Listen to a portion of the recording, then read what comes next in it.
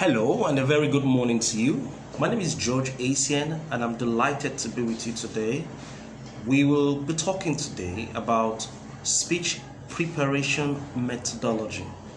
What do I mean by speech preparation methodology?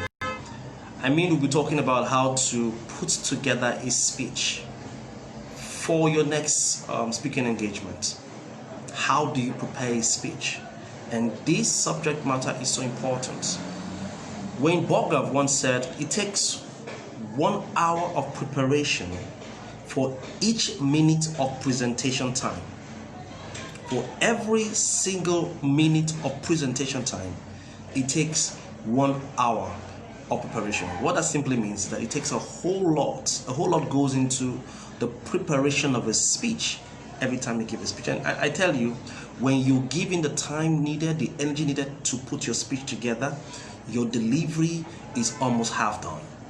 All right, 95% of the success of any presentation or any speech is in its preparation. A lot of times, most speakers don't prepare as much as they should. And I'll be telling you what I mean by that.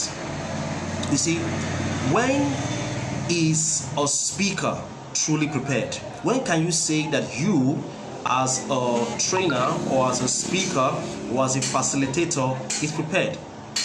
A speaker is prepared when four things are in place. Number one, a speaker is prepared when, of course, he has his subject right. The content is in place, he has gotten his materials together, he has done his research work, he has done his findings, he's putting to bear his expertise, his experience. That's the first thing that is in place, and that's what a lot of us do when we prepare for presentation. But that's not all about speech preparation. When is a speaker prepared? A speaker is also prepared when he knows his audience. So we often tell our students, never speak to an audience that you are not aware of. Never speak to an audience you have not researched. Never speak to an audience you have not analyzed. Never speak to an audience that you do not know. So audience analysis is another indication that a speaker, a public speaker, is prepared, aside the subject. The next most important thing is the purpose of the presentation. You want to make up your mind, you want to find out what is the purpose of this presentation.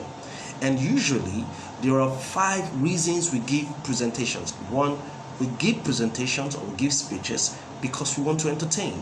We give presentations because we want to instruct. We give speeches because we want to give information, just plain information. Like in the case of a presenter giving a presentation or a broadcaster reading out the news. We also give presentations. We give presentations because we want to educate, yes, to teach people, to show them exactly what we're doing. And finally, we give speeches because we want to persuade, as in the case of marketing. So the subject has to be in place, and that shows that you're prepared. The audience, you need to analyze your audience and know what kind of audience you're dealing with, the familiarity with your audience and so on. Of course, the purpose, the objective of your presentation has to be clear-cut in your mind. And finally, the sequence being the arrangement of your thoughts. How are you going to open your presentation? What will constitute the core, the crux, the philosophy, the message in the body? And then how do you want to close the presentation? That is, your opening strategy and your exit strategy has to be in place at the back of your head. So the subject, the audience, the purpose, and the sequence shows that you as a speaker are truly prepared. Now, the beautiful thing about preparation is that, and for a speaker, preparation is always ongoing. You're always reading, you're always studying, you're listening to materials, you're watching videos on YouTube, you're always gathering information. You're a collector of human stories, you're a collector of quotes. You keep gathering information because preparation is like an account from which to draw as a speaker. When you're standing on the stage, you've got to be thinking on your feet. And as you speak, you are drawing from the mental library you have at the back of your head, and you're drawing resources that you have stored there over time to share your thoughts right down the podium. So preparation is like an account from which to draw as a speaker. And preparation is not a one-time thing for an event or for a speaking engagement. Preparation is always an ongoing thing. Now, the beautiful thing about preparation is that preparation gives you a lot of confidence. Have you ever prepared for an exam before in school? How did you feel? What was the sensation? What was the mental alertness you had? Because you were very certain that exam will be blasted. You're going to clear it out because you prepared. So preparation gives you a certain level of confidence, and that confidence that you have is what convinces people. And so a speaker has to be prepared. Remember again, a speaker is prepared when he has his subject right, when he knows his audience, and beyond just knowing his audience, he has a purpose for his presentation, and then there's a sequence, there's an arrangement or structure at the back of his head. These four things truly show that the speaker is prepared. Every time you give a speech, follow what I call the AIDA principle. What? AIDA. A-I-D-A. And if you're writing down, I'd like you to write that down. AIDA. And it's basically like a sales presentation. We usually will say that a speaker should act as if he's giving a sales presentation, as if he's pitching. What does A stand for? A stands for your speech from the title down to the close, through to the body, must attract attention. Very vital. Number two, that's the I. I means that every time you give a speech, you must share something of interest. For you to be interesting, you first must be interested. Be interested in the audience. Find out what they want to hear. Find out what is already influencing them, what they've been hearing. Because I stands for interest. Number three, learn to build desire. Much like a motivational speaker. Don't let your speeches be drab and draggy, but make sure that you build desire. That's for D. And the final thing is A, get them to take action. A bulk of that will happen in your close. So all of the speeches that you are sharing should get them to take action. AIDA stands for attract attention, A, share something of interest, I, build desire, prominently D, and then get them to take action. Every speech has three components. The opening, the body, and the close. Every speech has the opening, the body, and the close. Now, for speech writing or proposal writing or any other thing that has to do with writing, we will say the introduction, the body, and the conclusion. But for public speaking and sales, we often will say the opening, the body, and the close. So we don't say introduction in public speaking. We rather will say opening. We don't say conclusion in public speaking. We say close. So opening, body, close, three parts. And that actually talks about your sequence and the structure. That's how you're going to do your presentation. Even if you're doing an impromptu speech, even if you're doing something at a spur moment, you have to give a speech. At the back of your head, break down your speech into three parts: opening, body, and close. How do I want to open? What's the best way to open? And what's the body? What to constitute my body? And how do I want to exit the stage? Now, the opening is technically called primacy, the first line of argument. And your opening truly matters. What's your first line of thoughts? And it transitions into the body. Now, the body is where you have the bulk of your message, your core, your crux, your lesson, your philosophy, your message, your content. And for it to drive effectively, you're going to have to use two formulas. One formula is called the PREP formula. I'm going to be discussing that in a short while. PREP. And the other formula is called the windshield wiper method. I'm going to discuss that in a short while. So the PREP formula enables you to transition. That means to move from one point to another. A lot of times when people don't speak using this format of opening, body, close, they tend to digress a whole lot. And even if they have a fantastic opening and they prepared a fantastic close, because they have not knitted together their body, they digress and their speeches are usually disjointed. So your body has to be seamless through the use of these two formulas called the PREP formula and the windshield wiper method. I'll be discussing that in a short while. So basically what I'm saying here is this: a few things needs to be in place whenever you're preparing a speech. One, your audience analysis. Find out exactly what kind of audience you're dealing with. What's their educational background? What's their age? What's the demographics? What's the situation? What's their psychographical analysis? What's their familiarity with your subject? Where are they? And all of that. Questions about your audience is very vital because they determine the feedback and the quality of feedback, they determine the interpretation of the message. In fact, at the end of the day, your audience truly determines the value of the message. The next important thing that when you're preparing your presentation, and I already said it earlier, is a purpose. Identify your objective. Why are you giving the speech? Do you want to instruct? Do you want to educate? Do you want to entertain? Do you want to inform? Or do you want to persuade? And then, of course, obviously, you need to put together your content. A lot of thought has to be put into your presentation. One of the things we say in speaking is that while we say content isn't really king, but content matters. Content really matters in public speaking. We say content isn't king in public speaking, delivery is king, but content, of course, is prince. So you want to work on your content. You want to make sure that it is profound, it is valid, and whatever statistics you're putting in, whatever quotes you're putting in, is such that people can say is great. All right. So next thing is the structure. You want to develop the body of your speech, and the introduction or the opening, and then of course you have to develop a strong close.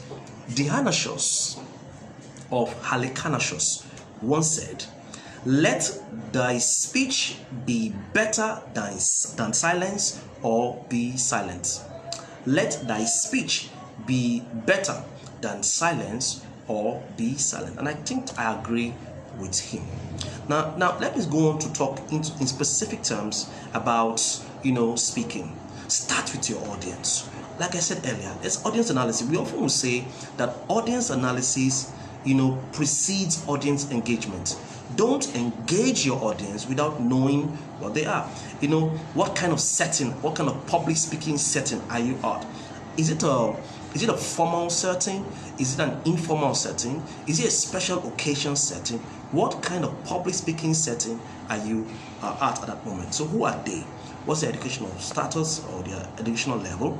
You want to know what's their familiarity with the subject? What do they need to hear? What's their age? Can you imagine that age of people, the age of your audience determines a whole lot, determines whether or not you're going to succeed with them. So audience analysis is very important. Number 2, start with the end in mind. Before you give a presentation, write out how you want to close. How do you want to close the presentation? What's your exit strategy? And if you follow us in our public speaking school, we've taught you 10 different kinds of close. 10 different kinds of close. One of which is the demonstration close. Do you know that you can demonstrate a close that is dramatic? And I tell you, demonstration close is so powerful, it can help you in persuading people. So demonstration close is a persuasion kind of close. It can be used in sales too. Do you want to use a demonstration close? Do you want to use a repetitive close? A repetitive close? Or do you want to use a suggestive close? What kind of close do you want to have? Start with the end in mind. Some experts in public speaking say, script out your close clearly, very clearly, before you write your title. And I think I agree, because you see, the close is, when you put out your close, you're starting with the end in mind. Ralph Waldo Emerson once said, the ultimate goal of speaking is taking action. So when people don't take action from the speeches that you're getting them to do, then what is the goal of speaking? Number 3 thing I want to say also about putting your speech together is to always plan your opening. While it's important to plan your close, you also want to plan your opening. What do I mean by that? That is your opening, or what we call your primacy, or what some people call the introduction, that's for speech writing, is very, very vital. And how do you begin your presentation? What's the best way? I'm going to give you a few ways. There are actually 14 ways to begin a presentation, but let me share with you a few other ways that will help you. Number 1, one interesting way to begin your presentation is to start with a quote. Now, a quote has a very powerful effect on people. I've been listening to a speaker, and the first statement he makes is, he begins with a quote. Now people, when they come to stand, when my students come to stage, I often discourage them from saying, "Oh, my name is George ACN," and all that. I want them to go ahead to tell us the quote. Then they can introduce themselves later. For example, you want to talk about books, the power of books, the impact of books in our society, in the lives of people. You can start by saying, first word to say, it is chiefly through books that we enjoy intercourse with superior minds. In the best of books, great minds share their thought with us, pour their souls into ours. God be thanked for books. My name is George Asian, and today I'll be talking about the power of books. Okay, so that's a good way to start. You're starting with a quotation. A quotation can help you begin your presentation. What other ways can you start? Fantastic way can you use to start your presentation? And I will give you a good start, your entry strategy. Another way is to tell a story. The story doesn't have to be long. It can be a short one. It can be a short one. And there are 5 elements of good storytelling, which of course there's no time to tell you, but there are 5 elements of good storytelling, and you need to understand how to tell a good story. I have a video that can help you put you through on how to tell a good story. Using stories will literally engage the minds of the audience, engage the imaginations of the audience, and stimulate the emotions of the audience, so you can begin your presentation with a story just as much as you can begin your presentation with a quote. Now, there are different kinds of quotes, all right? We have famous quotes from famous people all over the world, successful people, successful entrepreneurs, successful entertainers. They give quotes. You can capture those quotes, especially a quote that relates to the topic you're speaking about. And let me say something about quotes, because it's important. And people say, oh, George says use quotes as your opening, and they do a disastrous job using quotes. Now, your quote has to be related to the topic. And very often when you give a quote and we don't know the name of the person or who the person is, it's not very nice. So I often tell my students, if you're saying John Johnson once said, or Jason McKay once said, whoever the person is we don't know, try to tell us who the person is. He said John McKay, the president of XYZ, once said, that's better. Or, Samuel Johnson, the CEO of this organization, once said. So every time you use a quote that you think we are not familiar with, or the person we're not familiar with, try to tell us who the person is before you mention the quote. This is very important. So give a quote. And now, whenever you're using a quote to speak, make sure that you don't misquote the person. Quote the person verbatim. So here's the point. Make sure that you memorize the quotes, so that you're quoting the person verbatim. The moment you don't quote the person verbatim, you are misquoting, and that is taking the speech, the quote out of context. Quotes are very powerful, but they must done with wisdom. Use quotes, tell stories, famous quotes, contemporary quotes, political quotes, historical quotes like Seneca once said, Socrates once said, Plato once said, Jesus said, Paul said, Saint Francis of Assisi said, Marcus Aurelius said, names like that, Alexander the Great said. Whenever you're using those names, of course, make sure that we know that they are historical quotes. Political quotes, contemporary quotes, these are quotes that you can use to begin your presentation. Stories are important, quotes are important. I'll give you 2 very powerful ways to start your presentation. One other way is to start with questions. With a thought-provoking question. You see, a question will arrest people's attention. A question will literally hold people in the lapel, in the shirt, and get them to pay attention to you. People can stop thinking or could think about various things just listening to. They can talk about the various things just listening to you speak or making a statement, but the moment you ask a question, all attention is diverted towards you. So plan your opening as you do your presentation. Make sure that you plan your primacy, because it's very major. It could be between your opening, could be between 1 to 10 minutes, depending on how far you can go. And there's something we call opening combo. What's opening combo? Opening combo means when you use a story, a quote, or probably an icebreaker, opening a quote or statistics or more as your opener. As your opening, we call it an opening combo. When you use more than one strategy to open your presentation as you speak, that is called an opening combo. The next important part of your speech is your body. And we said earlier there are 2 strategies. I'm going to highlight one particularly because it's very powerful. It will help you to give fantastic speeches. And we call it the PREP formula. The PREP formula. It's an acronym for PRE. Acronym PREP means point of view, reason for point of view, example of point of view restated. So you state your points. As you get to your body, you state your point, you give the reason for the point, you give an example, and then you restate that point of view restated. And then you move on to the next point. You state that point again, reason for the point, example of the point of view restated. So point of view 1, reason for point of view 2, example of point of view point of view one, reason for point of view one, example of point of view one, point of view one restated, move to point of view two, reason for point of view two, example of point of view two, point of view two restated, and on and on. You know, this enables you to transition. To transition simply means to move from one point of your body, of your speech, to another. Point of view one, reason for point of view one, example, point of view restated. You can also say point of view one, reasons. So you never give a speech or you never make a point without giving reasons for that point, and then example or examples of that point before you restate the point, and then you move on to the next point. Let me give you an example. Books are powerful. That's point of view.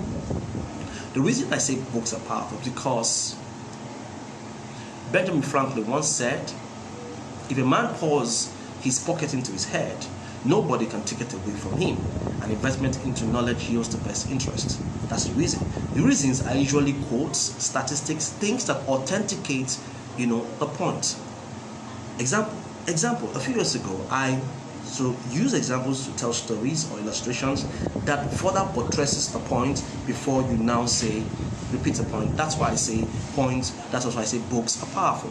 So you move on to the next point. The point of view, reason for point of view, example, and point of view restated is a very powerful way to transition. It's a very powerful way to make your speech, your body, very, very organized. Now, how do you truly prepare before you go on stage? There are a lot of ideas. I've told you about the prep formula. I've told you about how you need to open your presentation, how you need to think about your close, how you need to analyze your audience. A few things you also want to prepare, to prepare for your presentation, and you want to study. A lot of speakers don't study as much as they should. Study about the subject, study about the people, study the audience you're speaking to, study the subject, draw from experiences, and then it's also very important that you observe. I learned speaking by observing other speakers. There's something called the law of emulation. By observing other speakers, observing how they speak, how they carry the audience along is very vital. And of course, practice in front of the mirror. We have two practice tools that we use in speaking. We have the mirror, and then we also have the recorder. Now you use the recorder to check out for your tenses, for your grammar. You use the recorder to also reduce gap fillers. Gap fillers are the of course we all have gap fillers, but you want to reduce the number of gap fillers you have in your presentation. So that's why you use the recorder. You can use your phone recorder to achieve that result. You could also use your phone camera. Your videos these days, it has been researched and found out that if you do a lot of videos like I'm doing right now, whether it's live video, and live videos can be very taxing too. You record a video to help yourself practice and become better and knock out stage fright, or what we call the microphone fright or the camera fright that happens when you're doing video calls, Zoom, and so on and so forth. So you need a video camera or your video camera on your phone. You need to use the recorder to help you do better presentations. Now, there are certain mobile apps that you can also use that will help you practice effectively. For example, Orai is a mobile app you can download and use to practice your presentation, help you knock off stage fright, help you knock off gap fillers and do better presentations. We have Orai, we have Speechcraft, we have MindSpark, we have Samsung Be Fearless, we have many Umo. We have many mobile apps that can help you, your tenses, your presentation better. So study, observe, and practice is also a very important thing to take note of when you are preparing. Now let's stay a little bit in content development, and that's where we're going to probably call it a wrap for today. Content development. So a lot of people focus on putting together the content, which is not bad. And like I said, preparation is not just about putting together content. All right, public speaking is not just about putting together content. You can gather fantastic content together, but your delivery of the content is whack. And you want to not just work on your content, but also work on your delivery. But let's talk about content, because content is also valuable. Every speaker who does a presentation should research. When people When people listen to you, they should know that you're well studied, you've studied, you have done your research well. You're not assuming. You have facts, you have figures, you have statistics. So be a good researcher. Find things. Have a library. Do you have a library? Do you have a library? I have a very robust library. I'm not talking about I'm not talking about an online library. I'm not talking about you going and browsing here and there. I'm having a library, encyclopedias, investing in books, especially in the area of your expertise. Good readers are good. Good speakers are great readers. All right, you want to read, you want to have material so that every time you have a presentation, you can go to your library, bring out stuff, and then I have big voluminous books, a lot of books on business. So if I want to talk on business, it's not difficult. Aside using the internet, which by the way is fantastic, watching YouTube and searching Google, I could also go pick my business. I have a business volume 3. Pick that out, ultimate resource business, pick that out from my library and then do my research. Look out for stuff in the encyclopedia. You need to have a library, not just scattered library with books as it relates to your area of expertise. You should have books on every subject matter, on finance, on marriage, on business, on relationship, on leadership. You should have books. Begin to invite. Right now I have loads of books on marketing because I'm involved a lot in marketing. Loads of books. I have books on digital marketing, on traditional marketing. I have books on psychology, NLP. That's how to grow your capacity. And then you take your time to read. Someone says, "Oh, I don't have all the time to read. I'm so busy. I'm a working class person and I have speeches to make. How do I deliver on my content? I don't have time to read." Now, even I have a lot going for me, but I still create time for this, right? Because for me, first of all, I prioritize my time to doing things like this because it's very important to me. But beyond that, I also prioritize my time to read. I devote at least 2 hours every day in my very busy schedule to read. 2 hours every day. And what I do, I make sure that if I cannot read all of the books, I do 1 chapter a day. 1 chapter. Just imagine you doing 1 chapter a day. 1 chapter a day. It will help you. You cover ground. If you do a chapter a day, you can cover up to 4 books a month or more. 1 chapter a day. And one other thing I do that enables me growing capacity, because a reader must have capacity, is that I watch a lot of videos. So I have this book right in front of me, and the book is titled Sell Like Crazy. Sell Like Crazy. I bought it online, got it, and I got a few of my friends to also get it. And I have watched the videos, watch a lot of things. I have a lot of books by Robert Kiyosaki and so on. That helps you watch videos. And I also listen to audio a lot. I listen to audio a whole lot. I have down terabytes of different audios from different subject matters that I listen to again and again. As I'm driving, I'm listening to audio. As I'm traveling on the plane, I'm listening to audio so as to increase my capacity. Like I said earlier, preparation is an ongoing thing. You're not just preparing for a particular speaking engagement, you're preparing for speaking engagements, you're preparing for conversations, you're preparing for interactions. Like I often will say, it is better to be prepared and not have opportunity than to have opportunity and not be prepared. You never know when opportunity shows your way. You're told to give a quick speech somewhere, and because you're not preparing, you don't have a preparing mindset, you fall short and you're not able to take advantage of the opportunity. Success is when opportunity meets preparation. So if you're prepared and opportunity shows up, you make a lot of sense. So start developing a reading culture and do it in chunks. I call it chunking. Read it in chunks and you make a whole lot of sense. Now, for your presentation, what must you do? Now, I'm going to show you a 3-stage plan that enables you to prepare for your presentation, to do content development. Now, what do I do as a speaker? I have a speaking engagement tomorrow. I have a speaking engagement with FHIS next week. FHI 360, and in June. Now, how do I prepare my content for presentations like that? Of course, I'm always preparing and reading, but for that presentation, the first thing I do is called congregation. What do I do? When I know the topic or the title of the presentation, I begin to congregate related materials everywhere, from my experience, from research work, from people's viewpoints. Sometimes I could do a survey. I gather materials, I collect them in my diary or in my journal. I have newspaper clippings, I have magazine clippings, I have pictures. I gather everything. In fact, I overgather.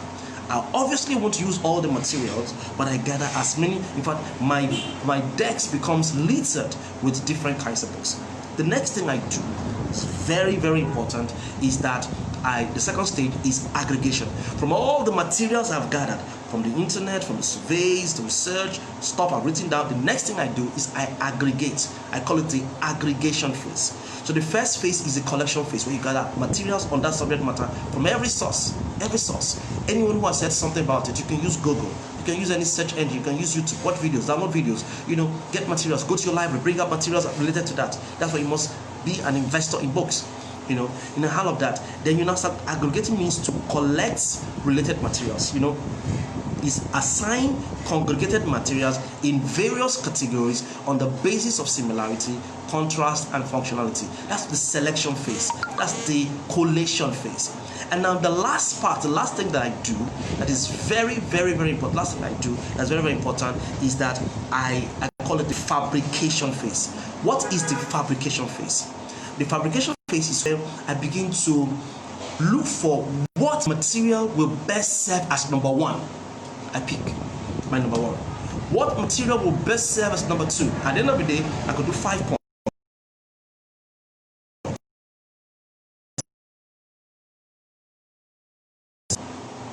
Now, this stage is important. The congregation phase, that's where you get all the materials together. The aggregation phase, where you select materials on the basis of functionality, on the basis of similarity and contrast. And then the last part is the fabrication or the organization phase. Those are the 3 stages. It's quite important. Someone says, why go through this laborious, this process just to do a presentation? I'll tell you why. There was a time I gave a speech some time ago. And while I was speaking, something happened. Something dramatic happened. I had the privilege of speaking where Fela Durotoye was in that meeting. And Fela Durotoye had to go ease himself, and he had to drive down. In the course of my presentation, I had to drive down, take him to the hotel where, the hotel was far away from where the venue was, where he would go to speak. And I was about to wrap up my presentation. So the organizers at the back told me, continue. I should continue speaking until he came back. And he spent over extra 30 minutes. So I'd exhausted my point, but because I had congregated materials, I'd done my research work, I'd aggregated materials, I was able to draw from my mental library, again, from my mental account, materials that I had not put in, and I used those materials to continue the presentation until he came back. In fact, he came back and still saw me speaking. So that's why going through the congregation, aggregation, and organization phase will help you better in your preparation. Does it make any sense? Why do you need to go through this process of congregation, aggregation, and organization phase? I'll tell you why. It's important you go through that process because oftentimes there is always the question and answer segment. If there are things you may not have covered in your presentation because of time, when people ask you questions that are usually outside what you presented, you can go to your mental library because you've done your research, you've done aggregation, you've done congregation, and bring out resources for them. So going through that 3-stage process is very, very, very important in your presentation. Does this make any sense to you? So, in summary, speech preparation is important, and the speech preparation methodology I've just shared with you is that, of course, a speaker is prepared when he knows his subject, and we just dealt with subject, putting together a subject now, congregation, aggregation, and fabrication or organization. Those 3 stages will help you in putting together your content. But beyond just having a subject right, a speaker is truly prepared when he knows his audience. He's familiar with his audience. There are times when I will do a survey, ask people questions. If I'm going to a particular place, know the doctrine. If I'm speaking in a church, I want to know the doctrine of the church. I don't want to, so that I don't step on grounds I'm not supposed to step on, or on toes I'm not supposed to step on. So you want to do your research about the audience. And then very important, you want to identify the purpose, the objective of your presentation, and finally, we discussed that earlier, the sequence or the arrangement of your speech. When will I tell this story? When will I do this icebreaker? When will I say this point? When will I give this quote? When will I introduce the statistics? How do I transition in my body? Am I using the prep formula? Am I using the windshield wiper method? What examples am I giving? What statistics am I giving? How do I close? What is my exit strategy?